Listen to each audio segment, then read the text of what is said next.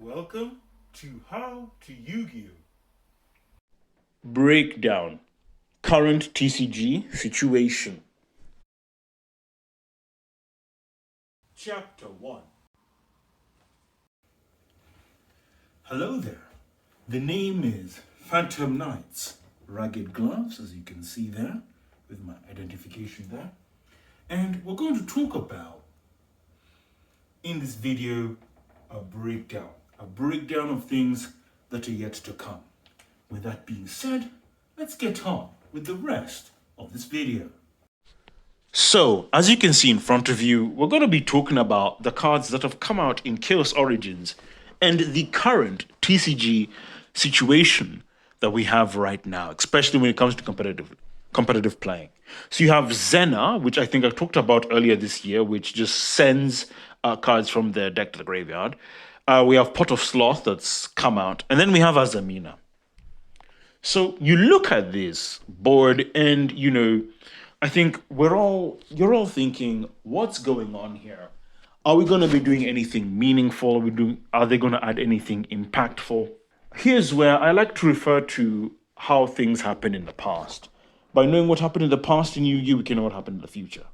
Facts. So we can know what can happen in the future and what can happen now. Pot of Sloth is very similar to Pot of Prosperity when that first came out. This is a card, expect to see it everywhere, expect to see it in a lot of lists. Probably not this ban list, but future ban lists will see this card get limited, as it's a really good card. Droll and Lockbird is semi-limited, so prepare to see that card too. Is it going to have an impact? Sure, on some games, but not all games. It's going to be a card we, as most high-level players, are going to complain about, as it resolves a lot, gives a lot of advantage. It's going to be just one of those cards we complain about. We always complain about all the pots, so this is one of the pots that's going to do that. I can't deny that. It's just the truth at this point. As well. Will it help in going second? Sure, but it's going to help more in going first, and we will find that out soon enough. Now, Zena's Deceiving Doll Maidens is very interesting, because these effects of sending cards to the graveyard, I think I've said it before, are very powerful. They've only been used for evil or for FTKs, but where we are in Yu-Gi-Oh at the moment, especially in TCG, is in a very interesting place. While FTKs are there, but FTKs were only available, right, if they have impact and if they matter, and if we had a generic end board pieces. You are absolutely right. Right now in Yu-Gi-Oh, we don't have generic end board pieces. Many would say, but yeah, we have like Canine Ripper. But to play Canine Ripper, you need to play Canines or some form of level 5 deck. You can't just splash it everywhere. At least it's locked to its home. But we have this. But again, to play this, you've got to do this. This has to be a sacrifice. Where we are at the moment right now is that whatever kind of combo or FTK slop you need to play, it has to carry the weight, and it has to do something straight away. Restriction is stronger than prevention. One of the issues I see Zena having, while initially it's going to be really good, the problem is we don't have generic endboard pieces anymore. And ending on Zena is not exactly the best argument to be making now, especially in Yu-Gi-Oh! Because I think players are now beginning to realize that one of the best generic negates we've got now is Azamina, or Saint Azamina. So let's talk about Azamina that came out last year. Azamina is an archetype that got really good support. I think I talked about it last year, especially in how it missed its potential. But now here in 2026, it's time for Azamina to shine. And what does Azamina have in this environment and that no other thing has?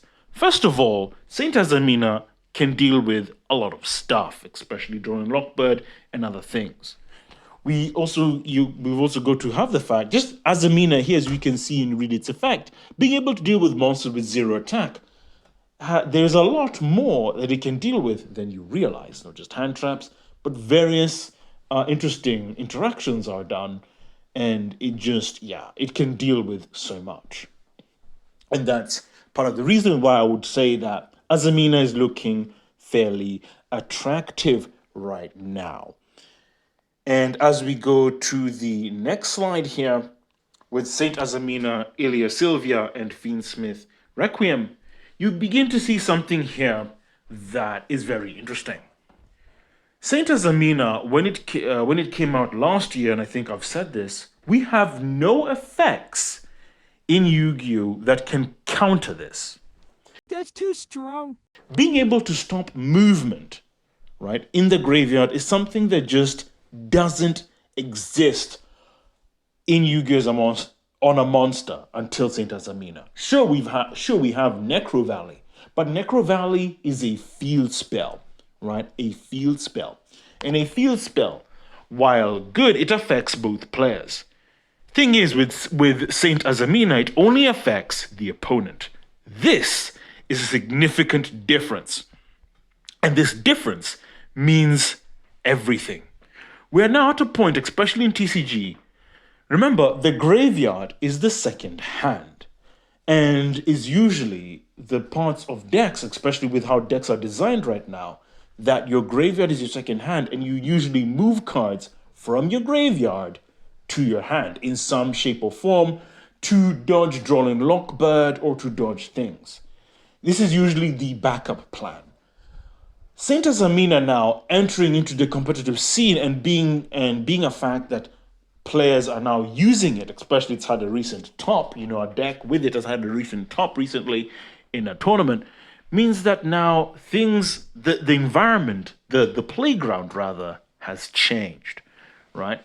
When you look at the fact that every deck is playing the engine of, a Fallen of the Virtuous, which again moves cards in the graveyard because everyone's playing that engine, to bounce a card again, you make a Saint Azamina, you kind of stop that engine, right? And obviously, it cannot be targeted for card effects, meaning that, again, Fallen of the Virtuous just fizzles out. There's a lot this card brings to the table, beating one of the best best cards in the game, being able to just completely halt decks from happening, stopping imperm, stopping just various amounts of effects, and the fact that you can have Ilia Sylvia on the board as well. And the engine isn't exactly big. This is not a lot of cards that take up your extra deck when you think about it. But the value proposition, what they bring to the table, is a lot. One, they can deal with one of the most annoying cards in the game right now for combo players to deal with, which is Fallen of the Virtuous. It's balanced, yes, but facing it, players do find that annoying. Another aspect, you've got a negate as well, and you could add the Fiendsmith package in there as well. You could even, if you want to get a little bit spicy, add Red Eyes Dr. Grun there as well to get additional negate. But I think that's a bit excessive. Just the Azamina stuff is enough. So where does that leave Yu-Gi-Oh! Right now? Where does it leave our current situation? What this means is that you can't really be making, in my opinion anyway, in my hot take, FTKs of summoning a board breaker, getting a trap from the graveyard, to floodgate. Because since players are now going to be playing Saint Azamina more, and I see this happening as this would be the best negate engine that covers all bases, right? Covers everything equally and whatever, because everything is moving stuff from the graveyard. Everything is having this movement, even when it comes to stopping these FTKs and all these disgusting loops. This means that I believe we're in a position where disgusting boards of making floodgates are just can't happen. Zena does barely nothing. Because first you've got to send a card from your deck to the graveyard, and then you've got to move that card from your graveyard to your hand. And as long as the counter, Saint Azamina exists, well, you're not moving anything from your graveyard to your hand. You're not moving anything. And I think that's what's important. Another aspect I would say, especially in the TCG, since we do not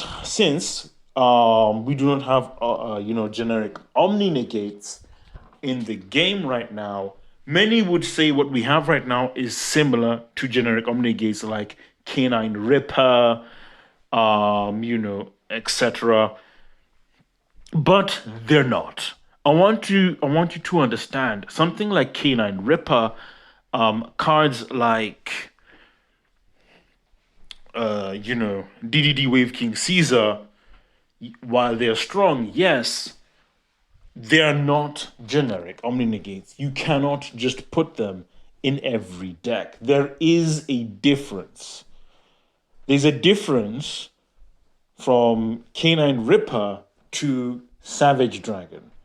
These cards may do the same things, but the effort, the building blocks to cater to everyone are different. You can put Savage Dragon in every deck. The same cannot be said for Canine Ripper. And this distinction matters. It matters greatly. And since the distinction matters, this means that we're in a format right now that I would say the best deck or the best duelist is not determined by who can negate the most or who can make the most disgusting board, but what effects are valuable at the moment.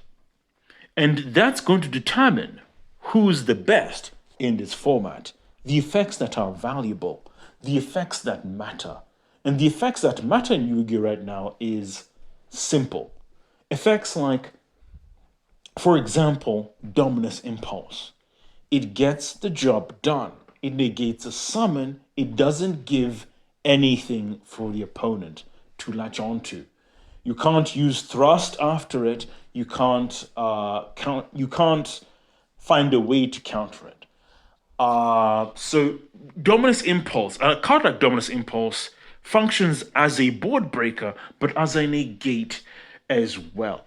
We're going to see in Yu-Gi-Oh! Now, in my honest hot take, that the builds that are going to be built right now are going to use cards that offer a card that offers multiple functions. It's got to be a board breaker and a hand trap at the same time. And if it doesn't facilitate these two uses, then it's not going to be used at all. We're definitely going to be seeing more decks that play Dominus Impulse, as these will rise in the rankings as they can do much more. Forbidden Crown is going to be much more useful going forward as well, and we're going to see that being used more. Pot of Sloth will be used to go into those cards.